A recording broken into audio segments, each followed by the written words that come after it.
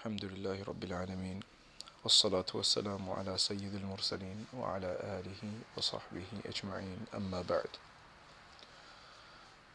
يا أيها الذين آمنوا اتقوا الله وكونوا مع الصادقين. O people who believe, اتقوا الله, have fear of Allah subhanahu wa ta'ala, and try to be with the truthful ones. Being with the truthful ones is because of the company that you will benefit from. People who are truthful in their tongue will generally try to be truthful to Allah subhanahu wa ta'ala as well. What happens with people who... Truthfulness is a very important factor. And if truthfulness is not learnt, it can be quite detrimental. That even so-called respectable individuals, dignified individuals sometimes, who people may honor for other reasons. And I'm not talking about evil people, I'm talking about people who come to the masjid, people who have a decent standing in the community, people who may even be part of the committees managing the masjid. So, people of certain influence as well, if this company is not found, or if from a young age falsehood is not eradicated, and truthfulness is not an important aspect in their life, or it's just a conceptual aspect as opposed to a realistic aspect, then life becomes full of falsehood even without realizing it. People will become what they call compulsive liars without realizing that they are a liar. If I'm assuming that if they heard a bayan or a lecture or a talk on lying, they probably wouldn't even apply it to themselves. They think, yeah, that's a nice idea, this needs to be spoken about, but I don't think it applies to me. I don't lie. It becomes such a second nature to lie, to get out of situations, to get your way, to make yourself look better, to get what you want, to never get in trouble, and you don't even realize that that applies to me. You won't realize it. And this is what the deception of the soul, this is the deception of the nafs. Lying is something that is such a big problem in Islam. In fact, the Prophet ﷺ has mentioned so many simple things about lying which we've heard before, to the extent that he's literally said that you can't be a Muslim and a liar. It doesn't go together. I think what it is that the reason why Islam and lying cannot go together is Islam is about Iman. Islam is to be technical, Islam is the outer expression. That's how you define Islam generally, although Islam means the whole package, because you can't have the external without the internal to be valid, so it's the whole package. But Islam is actually the external aspect, and Iman is the internal aspect. Because when Jibreel alayhi salam asked, what is Iman ya Rasulullah, he mentioned all the belief aspects, the internal beliefs. I believe in Allah, the last day, and so on. That's all Imaniyat. So that's something that happens from the heart and the mind. And the outer aspects, the external aspects, they are the outer expressions that your body will give based on the conviction, Iman inside. So why is truthfulness so integral to Islam? Because Iman is defined as tasdeeq. Tasdeeq in Arabic comes from the word sidq, which means truthfulness. And tasdeeq means to confirm something is true, to recognize truth. And if a person has really recognized the truth, then that means they are proper believers. They've understood what truth is, then they should understand what truth is for themselves. If you can cut the evil from the haqq and understand who Allah is and cut through that darkness and have sidq in that sense, then you should have sidq in your heart about everything else in the world. If you've been able to understand one of the most important things, you should be able to understand everything else as well. So sidq and truthfulness is very integral to our faith. It's part of what makes us increase as believers or decrease as believers. Because Iman is that conviction in something. And our conviction is in the oneness of Allah, in declaring His oneness. The more that Iman will strengthen, the more we'll be convinced about that. That distinction will be so clear that this is the haqq and that's the batil.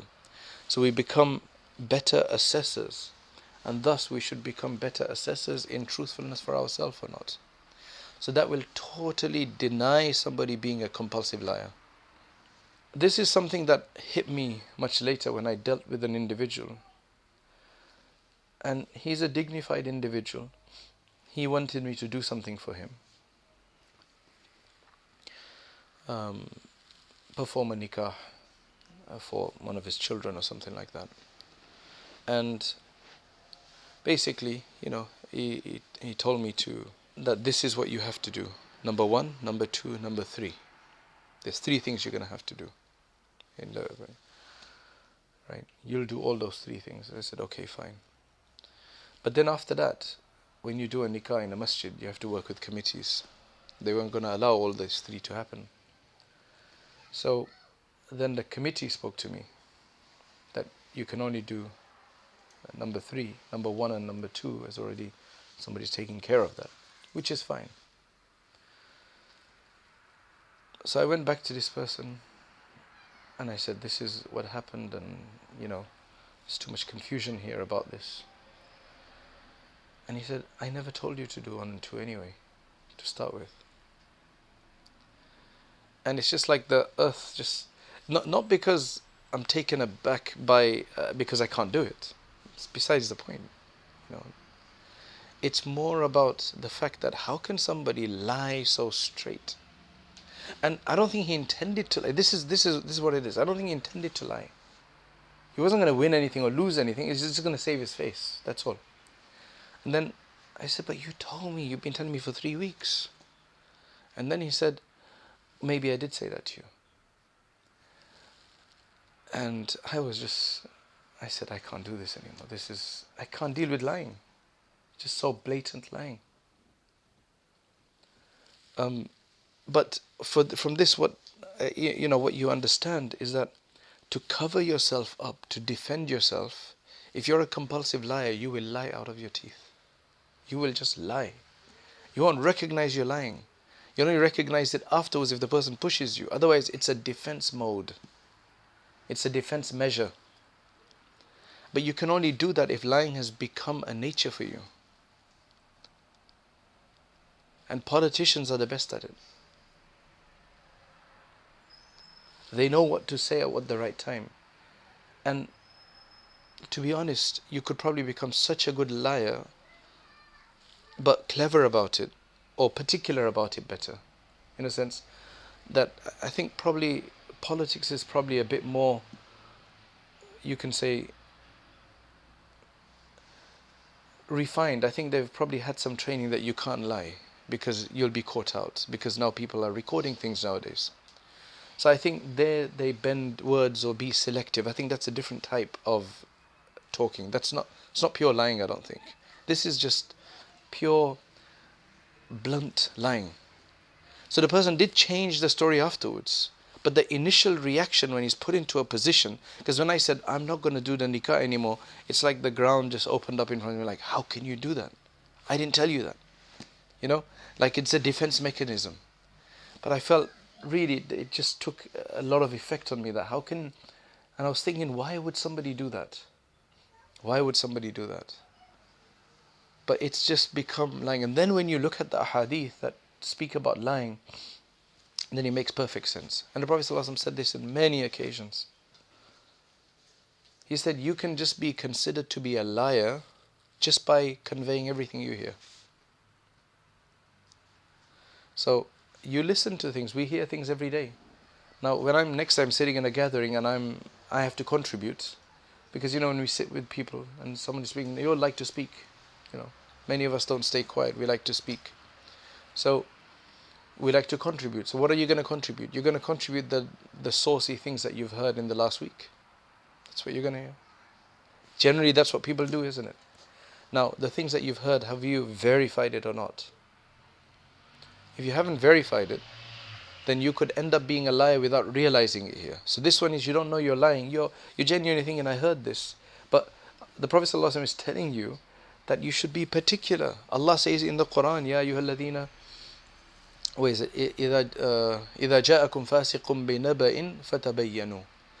If a transgressor comes to you with some news, information, then tabayyanu. Find its clarity, get its clarity, understand whether it's real, what's the story behind it. We have to determine now, how do you determine somebody is a fasiq? Somebody with weird hair, is that a fasiq? Somebody who's openly committing zina, is that a fasiq only? Is that a transgressor? Clearly here, that's not just the kind of people that's meant. It's telling us to be discerning. It's telling us to be careful about these things. So the Sharia wants us to have a mizaj, a temperament, an understanding, to be very truthful and to not convey things and to stop at a particular position. Because sometimes in conversation we have to contribute, or we have to say something because it's important to clarify a particular point. But then to get to a point where, to stop at a point before it gets to ghiba is very important. And that's where a lot of people don't make that distinction. So sometimes we have to say that, so and so, I've met him, or this, that and the other.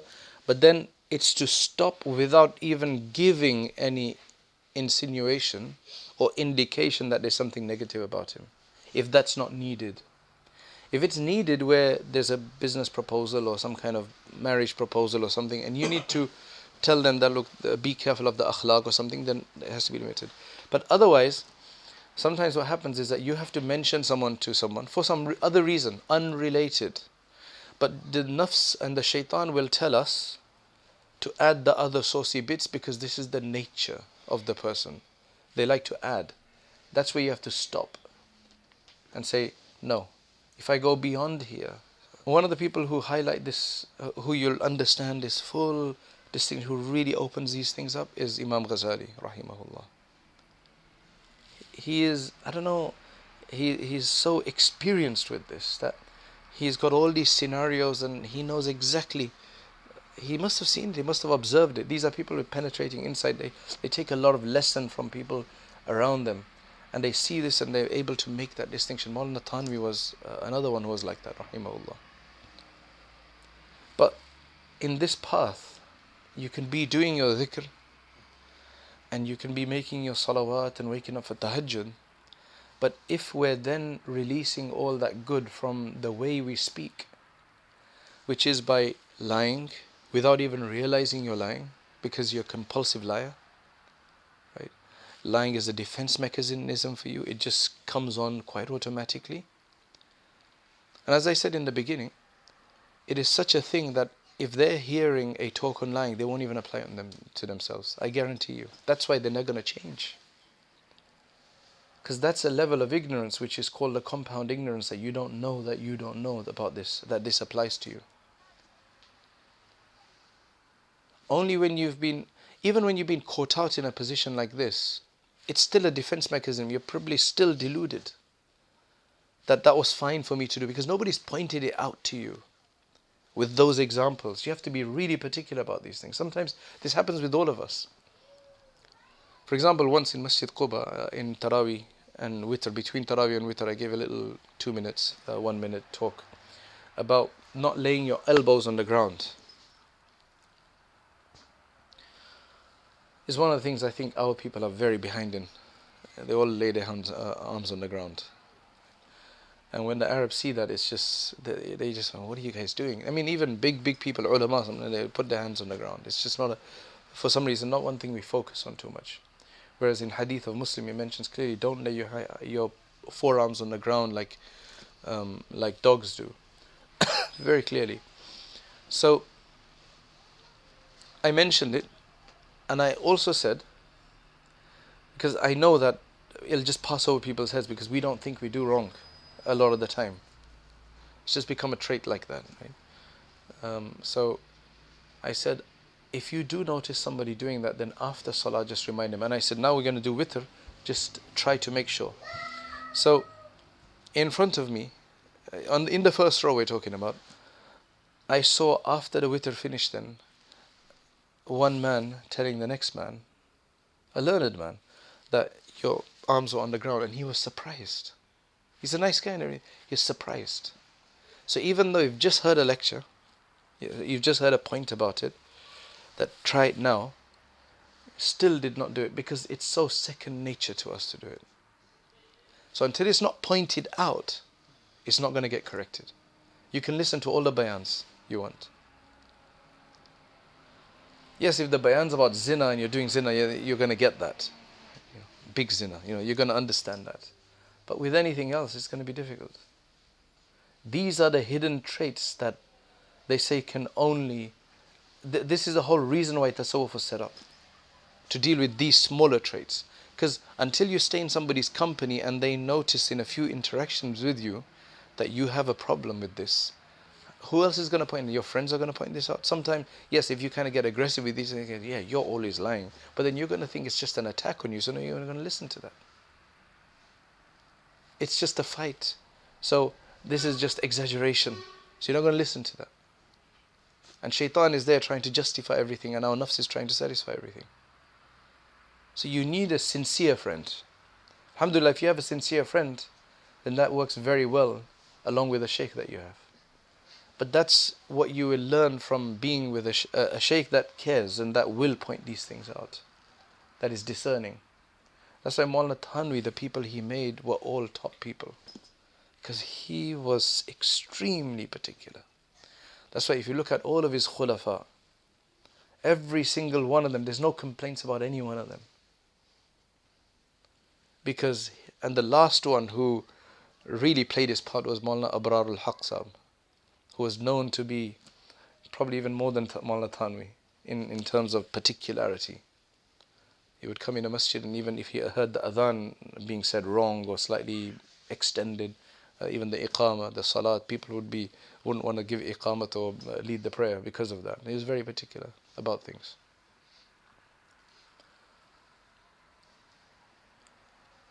So how do we get rid of these things? That's the question. So two things which are most important to think about for us, which are critical. Lying has to come out of our life. In any way, shape or form. Some of the questions I receive are, can we lie to our parents so that they don't get angry with us? I mean, in hadith they allow lying in about 3 places. One is between couples, husband and wife, to keep the peace. Another one is to reconcile between 2 people.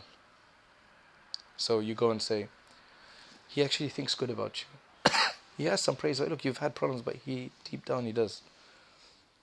He may not, or he may have slightly, or whatever. You're just trying to. But you have to have tact in that. Otherwise, you're going to be called a big liar afterwards. Especially husband and wife. You don't want to use this lying thing because eventually it's going to get caught up. People aren't silly. They're not stupid. Right? You might be able to get away with it once. But eventually when they find out, then they'll say, every time you've said that to me, then it becomes mistrust. That's even worse.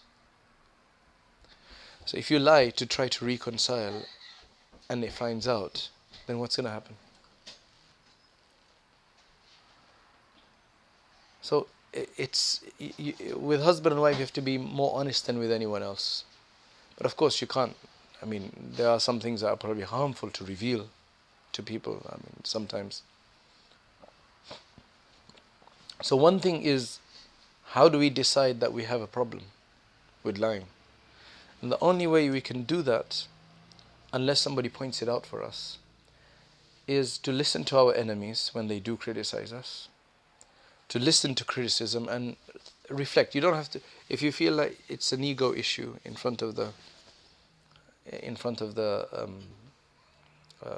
person himself, then you don't need to say anything there, but go back and think about it.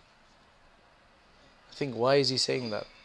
Because generally, whenever somebody criticizes us, they exaggerate. So if they've exaggerated, well, just drop 50% of that off, and the other 50%, then there must be something to do with it. So there must be an element of what they're saying. Maybe not exactly the way they're doing it, because people exaggerate when you criticize others to make it bigger. That's another tact as well. That if you have to criticize somebody as a person of Allah subhanahu wa ta'ala, you have to be particular. It has to be surgical. Very particular of how you criticize someone. And if you exaggerate in there, you have to be honest that I'm exaggerating. Because if you make a person feel worse than he is, or make a person feel, then that's also problematic. If there's a criticism, you have to be particular about the criticism. But if you get caught out lying between husband and wife, then it's going to create greater mistrust, and then that's more harmful.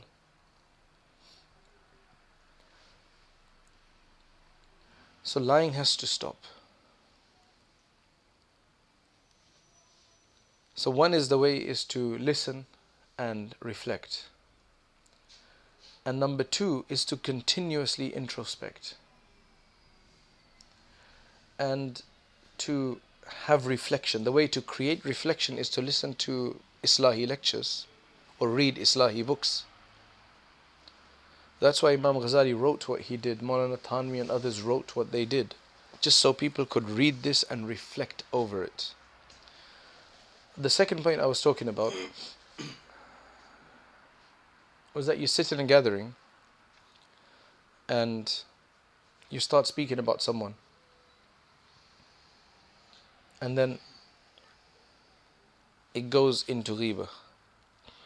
Now this happens even when everybody sitting there is trying to be particular. So we're not talking about a normal gathering. I mean, there are no limits there. You know, people just speak. And how do you deal with something like that without kind of turning all attention to you by saying, brothers, we shouldn't do ghibat? How would you deal with something like that, where you're discussing something and then it just goes into disparaging somebody for no reason whatsoever? It's just making fun of someone, just having a laugh about someone. How would you deal with that? I think one thing that comes to mind is what you do. You change the subject tactfully. Something more interesting but less haram. That's one way to do it. Yesterday I was discussing with someone about a particular individual's discussion came up. Who it was about a particular job role, and said, who does this here in this area? So he said so and so, and then I mentioned something that I've had some interaction with this individual as well, and I've had some negative interaction as well, but I didn't see the reason to bring that up right there, that he's not very trustworthy. Right? That was the point. But his discussion had come in tangentially to the topic, so it wasn't about whether somebody had to hire him or not. So it wasn't about that. If that was the case, then I'd say, look, from an employer's perspective or from a person who's worked with him's perspective, then be careful, because he could just leave anytime and leave you in the lurch. But I just wanted to mention, I know this person and I've worked with him. That's all I mentioned. And then I was careful not to mention the next point, because why should I give him rewards? Why should I decrease my rewards? Giving somebody rewards, maybe you'll have a point of altruism there, but why should I decrease my rewards? So another person who was there as well, he said, started mentioning something negative, and I said, I think we're going into ghibat mode. But I could get away with saying that there because they were all ulama that were there, and they understand, and I know they're going to take this seriously, so you can say that there. But if you try to say that in a general gathering, brother, we're doing ghibat, then it'll all turn on you, generally. Unless they're respectable individuals and they have respect for you, then it's different. So the other way to do it is what? Change the subject. What else can you do? You could walk away. You say, oh, I have to go, and you could walk away. But the problem is that sometimes there's other good things that are happening there where you want to stay there. You can't walk away. You're in a person's house or something like that, and you can't walk away. There's that as well. Once we're sitting at a funeral house, going to do ta'ziyah. So there was another individual there who, for some reason, had some gripe with another individual. When people have gripes with people, they will bring that up. That will become their pet topic wherever it is. They won't look at the situation. They won't be... So it's wrong anyway to criticize other people in front of others for no reason, especially just to vent your anger for whatever reason. So I don't even know this person that he's speaking about. I don't even know. And the other guy's there. And some of the family members are sitting there. And he started on this subject. But now who's going to tell him to be quiet? He's a guest at the end of the day.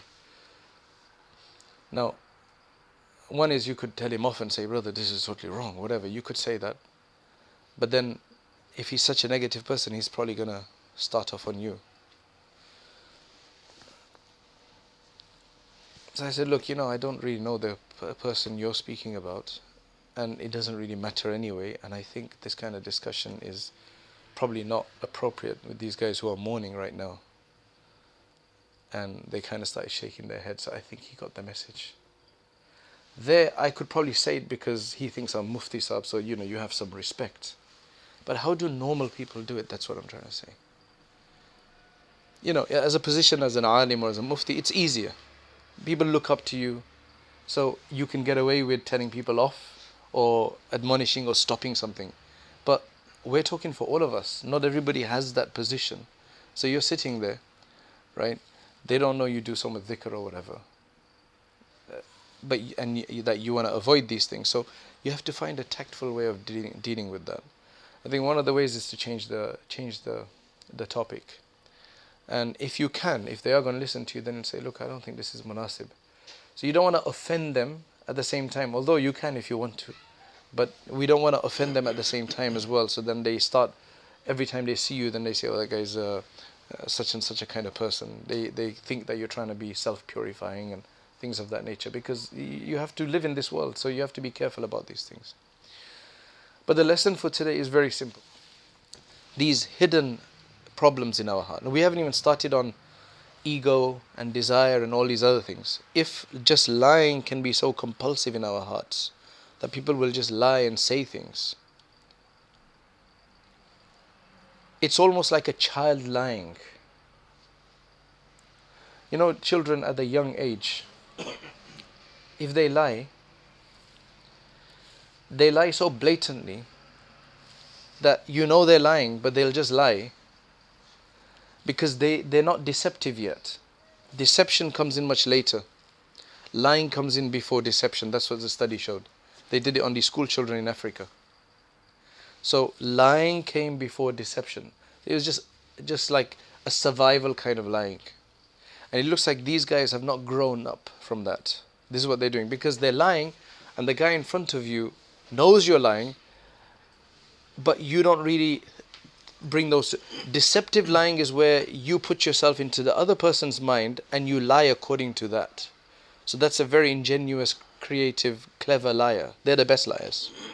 Because you don't even know them. Because they've put themselves in your mind and they have lied according to that. So they've played with you. But these other people, compulsive liars, they don't even know they're lying. So it's like a child lying.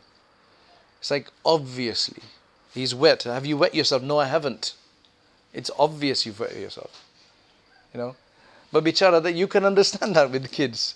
But you can't accept that with adults. May Allah subhanahu wa ta'ala remove lying from us.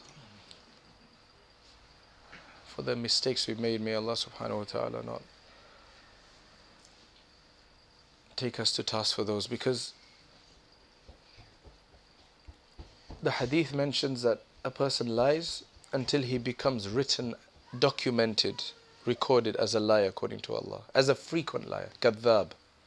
Kadhib is an untruthful person. Kadhab is somebody who frequently lies. It's normal to lie. Frequently and abundantly. And he becomes written as a lie in front of Allah subhanahu wa ta'ala. That lying will not allow your iman to prosper. That's why it's so detrimental. Because Iman is based on truthfulness. So then you will start tricking Allah subhanahu wa ta'ala, just in terms of what you're supposed to do, what you're not supposed to do. These things are pervasive. Alhamdulillah al-Ali al-A'la al-Wahhab. Allahumma anta as-salam wa minka as-salam. Tabarakta ya dhal jalali wal ikram. Allahumma ya hayyu ya qayyum bi rahmatika nastaghith. Allahumma ya hannan ya mannan la ilaha illa anta subhanaka inna kunna min al-zalimin. Jazallahu anna Muhammadan ma huwa ahlu. اللهم صل وسلم على سيدنا محمد وعلى آل سيدنا محمد وبارك وسلم. Oh Allah, allow your barakah to expand over this majlis. Oh Allah, allow us to receive your blessings. Oh Allah, allow us to be associated and connected with you. Oh Allah, allow our hearts to be connected with you. Allow our hearts to be constantly focused on you throughout the day and throughout the night, whether we're standing, sitting or lying down, whatever activity we're in. Oh Allah, grant our hearts your love and ourselves your love and the love of those who love you. Oh Allah, we ask that you grant us the tawfiq to have good companions and good people we sit with and we deal with and we interact with. Oh Allah, there are many good people in the world. Oh Allah, we ask that you give us the tawfiq to be surrounded by such people. Oh Allah, that you make us and our circles of friends good. Oh Allah, that you make us and our circle of colleagues, circle of co-students and co-workers. Oh Allah, you grant them the tawfiq. Oh Allah, we ask that you grant us you grant us guidance and you make us the guides of those who are guided and accept us for the service of your deen. Oh Allah, we have a short life in this world. Allow us to use it to its highest potential for the sake of you. Oh Allah, we have a short life in this world. It will end very soon. Oh Allah, allow us to do some deeds by which people will make dua for us. People will remember us and will make some dua for us. Oh Allah, we ask that you allow us to make some investments in the world that will help us in the hereafter. You make us make investments in this world that will help us in the hereafter. Oh Allah, whatever good deeds we have done, oh Allah, grant us full ikhlas and sincerity in those deeds. Oh Allah, we ask that you grant us full ikhlas and sincerity in those deeds.